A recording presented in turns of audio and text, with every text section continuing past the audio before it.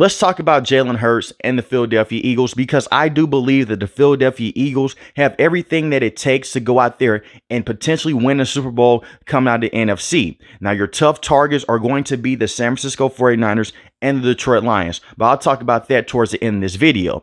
When I look at the Philadelphia Eagles, just a year before, they made the Super Bowl against the Kansas City Chiefs, and they were so close to winning that game. It came down to a pass interference play on James Bradbury. He holds Juju Smith-Schuster. The Chiefs go on, they kick a field goal, and they win that game. Jalen Hurts played his butt off, and the defense, they were not able to bring down Patrick Mahomes in that game. They were not able to get to Patrick Mahomes a lot, and it put a lot of eyes on Jonathan Gannon. Jonathan Gannon, he went and he became the head coach with the Arizona Cardinals. A lot of Philadelphia Eagle fans were hating on Jonathan Gannon for that Super Bowl. But at the same time, the players on the defensive side of the ball, especially in the front seven, they just did not have their best day. And it happens. And on the offensive side of things, Shane Steichen, he went and he became the head coach with the Indianapolis Colts. So you fast forward to this previous season. They started out 10-1, but it was not the same on the field. They won mostly because of the talent that they had instead of the coaching. What do I mean by that? Shane Steichen went out there and he protected Jalen Hurts as much as possible. Jalen Hurts is not your traditional drop back passing quarterback. He's not going to be in the same conversation with guys like Drew Brees, Joe Burrow, and Tom Brady. He's not going to go back there and pick apart a defense. He can do that at times, but he is mostly a quarterback that is best when he's on the run and when you can work off of RPOs. They didn't do that. Coach Johnson tried to make this man a traditional drop back quarterback, and that's fine if you can do that in certain moments of the game. But he had Jalen Hurts passing the football a lot throughout the season. As a matter of fact, Jalen Hurts' numbers in 2022, 3,701 passing yards, 22 passing touchdowns to 6 interceptions. That's not bad. And he had a lot of rushing touchdowns as well. And a lot of that came with a tush push. But in 2023, 3,858 passing yards, 23 passing touchdowns to 15 interceptions. And I want to start with the offense before I go deep into the defense. They had to bring in a brand new offensive coordinator. Even though Coach Johnson was a better coordinator than the defensive coordinator, Matt Patricia, and the defensive coordinator right before, Coach Johnson still was terrible because they were sending blitzes. This man would go out there and just run a bunch of curl routes, a bunch of slant routes, and that was it. You just had wide receivers running into each other. Due to the year before, you looked at what Shane Steichen was able to do. Spread everything out, run the football, and have some check down options for Jalen Hurts. They didn't do that. The offense was a mess. And that's very unfortunate because this Philadelphia Eagles team, you still had Dallas Goedert before he got injured against the Dallas Cowboys. You still have Devontae Smith, one of the best route runners in the NFL, one of the most underrated wide receivers in the NFL. It's the reason why he just got a contract extension. You have A.J. Brown, who's a top wide receiver as well, and an offensive line that's still one of the best offensive line units in the NFL. And they were still able to run the football at a high clip with DeAndre Swift. They just didn't do it as much as the year before with Miles Sanders because Coach Johnson wanted Jalen Hurts to go out there and be a quarterback that he is not. And it's not me saying that Jalen Hurts is a bad quarterback. Just the year before, this man was in the MVP conversation. And in my opinion, he should have won the MVP the year before. But congratulations to Patrick Mahomes. When I look at Jalen Hurts, when he's in the right situation and when he is on, he's one of the best quarterbacks in the NFL. Even when this team was 10-1, he was still one of the best quarterbacks in the NFL. Part of the reason why the Philadelphia Eagles went 1-5 was not only due to the coaching, even though it was terrible. Jalen Hurts had a knee brace on his knee. He wasn't the same. He wasn't as elusive coming out of the pocket. The blitzes hurt Jalen Hurts even more, but the injuries to the defensive side of the ball as well. So I'm not going to just completely just turn the page and say that Jalen Hurts is done. He's just a one-year wonder. Every single year since he's been a starter in the NFL, they have made the NFL playoffs. Granted, it's a short sample size, but he's one of the best quarterbacks in the NFL. He may not be able to go out there and deliver the ball in a spiral on a consistent basis like a guy like Joe Burrow, but at the same time, his legs and that arm power that he has makes him one of the best quarterbacks in the NFL. And he's going to have a great year coming up with Kellen Moore. And it brings me over to the brand new offense. They have to find a way to slow the game down and help Jalen Hurts recognize the blitz. Even though Coach Johnson did this kid no favors with handling the blitz, there is no reason to why Jalen Hurts, as talented as he is, for him to have 9 passing touchdowns to 8 interceptions against the blitz. And when he wasn't going against the blitz, 15 passing touchdowns to 7 interceptions. Teams are going to go out there and continue to blitz Jalen Herz and the Philadelphia Eagles until they can prove that he can beat the blitz. That's usually how the league goes. The same thing happened with Joe Burrow. Until he could prove that he could beat the cover 2 safety look, they kept running it over and over again. And I'm not opposed to the Eagles just saying, you know what, let's just run the football and work off of play action, and we're going to put Jalen Hurts in the best situations possible. We're going to run the football down your throat with him as well on some read options. We're going to force you to get out of the blitz. That's what they may do. And Kellen Moore, in the past, he's been a solid offensive mind. He first started calling plays with the Dallas Cowboys, a division rival with the Philadelphia Eagles. Then he got fired. Then he went over to the Los Angeles Chargers. He didn't do the best job there, but it wasn't terrible. They dealt with a lot of injuries. Then Justin Herbert was dealing with a fractured thumb, so he couldn't call plays under center. I don't expect for the Philadelphia Eagles to drastically change everything, even though Jalen Hurts says 95% of it is new. I still believe that there's going to be some old things that Shane Steichen were running that Kellen Moore's going to try to adapt and take from, because that was the best statistical year that Jalen Hurts had, and that was the best year that this offense had. Now, we've seen in the past that the Eagles have had running backs like Miles Sanders, solid running back at best. The only reason why he was a star with the Eagles is because of the talent around him. And the same DeAndre Swift, very good running back. Talent-wise, he's better than Miles Sanders. Jalen Hurts has never had a running back to play with like Saquon Barkley. We're talking about a guy that's one of the best running backs in the NFL. I'm expecting for him to have a career resurgence, just like how Christian McCaffrey has had with the San Francisco 49ers. And the reason why I'm saying that, Saquon Barkley was able to be dominant with the New York Giants, with mediocre quarterback play with Daniel Jones, a terrible offensive line with the Giants, little to no weapons on the outside. Listen to those names I just mentioned a couple minutes ago. You have Dallas Goedert, a top receiving tight end in the NFL. Devontae Smith, a top receiver, a route running wide receiver in the NFL. Same with A.J. Brown and a dynamic runner of the ball in Jalen Hurts. And you're still playing behind a strong offensive line without Jason Kelce. And they're going to miss Jason Kelce. But you still have Jordan Mailata at the tackle position, Landon Dickerson, left guard position, Cam Jurgens, I like him a lot at the center position, Tyler Steen at right guard. Lane Johnson is still holding things down. And we know when Lane Johnson out of the lineup, the Philadelphia Eagles' entire offense looks different. But as long as he can stay healthy, they're going to be dominant. We're talking about a running back that can catch the football at the backfield and can make his own opportunities behind the line of scrimmage. It's going to be a perfect fit. This is not a DeMarco Murray 2.0 situation. DeMarco Murray could only run one direction, and that was north and south. We're talking about a running back that can go east to west. You can do toss plays with him, stretch plays with him. He can find the creases and go. He's not a washed-up running back, and he's definitely not on the back end of his career. Did you just not see what he was able to do this season with the New York Giants? With terrible quarterback play, with Daniel Jones missing majority of the season, playing with Tommy DeVito and Tyrod Taylor, he had 962 rushing yards on the season, 6 rushing touchdowns. He only averaged 4 yards a carry, but he was the only semblance of offense.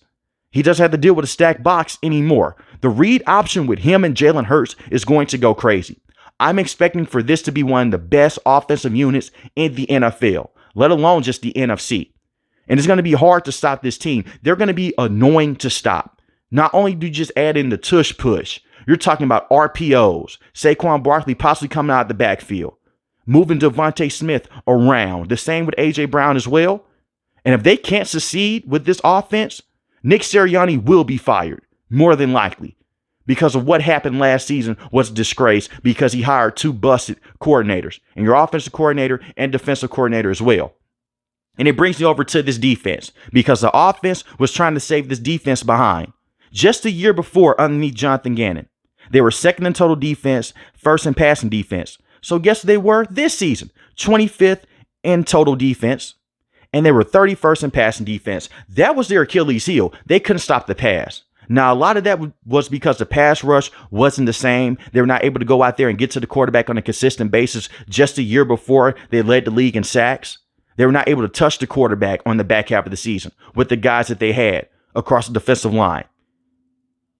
I look at Vic Fangio, one of the better defensive minds in the NFL. He is getting older, but he just did a terrific job with the Miami Dolphins. He doesn't like to blitz as much. He's going to go out there and he's going to focus mostly on the secondary. And I love that because the front seven that they have is solid. You bring over a very good pass rusher on third down situations in Bryce Huff. And he's going to benefit a lot from playing alongside Jordan Davis and Jalen Carter. But Bryce Huff on the season had 10 sacks, and he was mostly coming in on third downs. If he can just go out there and he could just be better on first and second down, and I get that it's situations, but if he can give you more sacks on first and second down, you're going to be in a better situation. Brandon Graham didn't look the same last season. Fletcher Cox has retired, but you also still have Josh Sweat. 6.5 sacks on the season, 2 forced fumbles. And sometimes with the Eagles and just teams in general, it's not about sack numbers. It's about just going out there and putting a lot of pressure on the quarterback and forcing them to make mistakes. That's why their secondary just a year before benefited a lot. James Bradberry didn't have to hold as long. The same with Darius Slay. I'm going to talk about James Bradberry in a couple of seconds because he just may be off of this roster after this season. But when I look at their front seven, I like what they have. I like those 2 big defensive tackles. And the Eagles did the smart thing. They had guys waiting in the wings. They knew that Fletcher Cox wasn't going to play for the next couple of years. The same with Jason Kelce. So they had their draft guys ready. And they prepared those guys over the last couple of years. Their defense should be better. And I look at a guy like Jordan Davis. Has to be able to stay on the field. Has to be able to stay in shape. And the same goes for Jalen Carter as well. Both of those guys are very talented, and I expect for them to be a top pass rushing duo in the interior over the next couple of years in the NFL. They're still young. It may be a learning curve there, but I expect for Coach Vic to get those guys in the best situation. Their linebackers dealt with a lot of injuries. It got so bad that they went out there and signed Shaq Leonard when he got cut from the Indianapolis Colts. Bless his heart. Tremendous human being. The thing is with Shaq Leonard, he hasn't looked the same over the last couple of years because he dealt with those injuries. And he tried his butt off with the Philadelphia Eagles. I will give him an A for effort, but he just wasn't as good, especially in pass coverage situations. And he was able to just go out there and get phased out of run plays as well. So they went out there and they signed Devin White. Devin White is a fast linebacker. He's going to bring intensity. He hasn't been that same linebacker that he was a couple of years ago when he first went to the Super Bowl and won the Super Bowl with the Tampa Bay Buccaneers. But he's a solid option to have. Him and Nakobe Dean should be able to run things in that linebacker room if they can stay healthy. You also have Nolan Smith as well. It's a very young front seven in terms of the linebackers, but if they can stay healthy and none of those guys deal with any injuries, they're going to be okay. And they couldn't tackle either last season. That's something that hurt them a lot. We can go back to that San Francisco 49ers game. I know a lot of Philadelphia Eagle fans don't want to do that, but they weren't able to tackle Deebo Samuel. They weren't able to tackle George Kittle or Christian McCaffrey. And that bled over. They defeated the Dallas Cowboys in the first matchup, and the second matchup, not as much. They dealt with a lot of problems because they couldn't tackle because the backups were on the field because they were dealing with so many injuries to the linebacking core. Now they're secondary. They made a lot of moves in the NFL draft. Quinyon Mitchell is going to be a number 1 corner, whether people like it or not. A great press man corner. He fits everything about today's NFL. Lanky, athletic, quick in the hips, and he can stick with wide receivers. And he's not going to fall for any double moves. Now, it may be a transition from college to the NFL. I'm not going to say for sure he's going to come over and completely dominate, but this kid is special. And the same with Cooper DeJean as well, coming out of Iowa. I thought that Cooper DeJean was going to be a first-round pick. That was not the case. He could play safety. He could play slot corner. He could play outside corner. He could do kick returns for you, punt returns. He is just a special player. They have to be careful with him and how they use him as well in the secondary. But don't be surprised if he's out there going against a Dallas Cowboys wide receiver like a Brandon Cooks and he is sticking with him step for step. Him and Quinyon Mitchell. That's the future of this secondary. I love some Darius Slay, especially when he was with the Detroit Lions. And he got injured this season, but he wasn't the same cornerback. He was better than James Bradberry. And it brings me over to James Bradberry. Terrible season. Terrible. Horrible. They're putting him at safety. He's taking some reps at safety right now in practice with the Eagles. We'll see what that comes about for this upcoming season. You don't want to just cut him because you're going to owe him a lot of money. If he can't just bounce back and be half of what he was the year before, you have to let him go. And I understand that it's not fair to him, that it was a brand new system. That's true. You even had Matt Patricia calling plays on the back half of the season. That's how bad it got with the defense.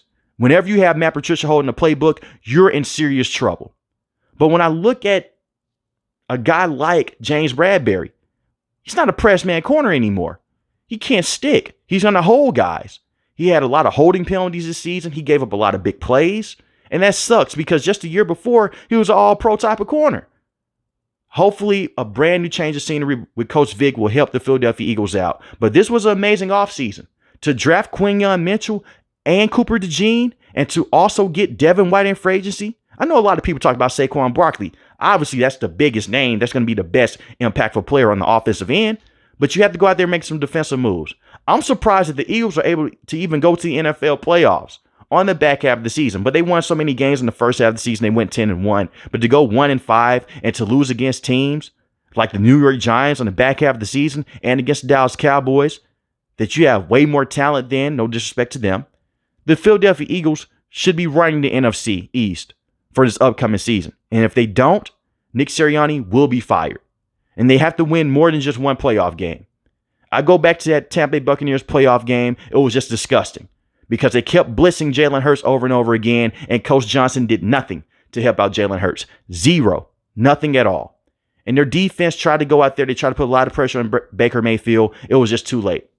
But I think with the moves that they've added and the players that they have, this is going to be one of the best teams in the NFL for this upcoming season, and they have everything that it takes to win a Super Bowl.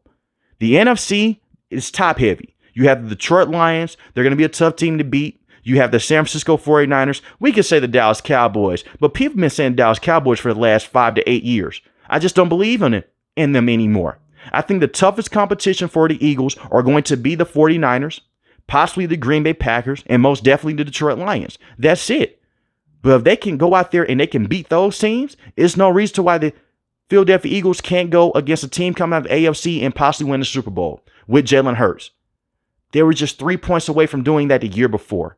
But let me know in the comment section below, how do you guys feel about the Philadelphia Eagles and Jalen Herz, and do they have everything that it takes to win the Super Bowl for this upcoming season? If you're new to the channel, hit the subscribe button. If you like the video, hit the like button. Most importantly, we want each and every last one of you guys stay safe, stay positive.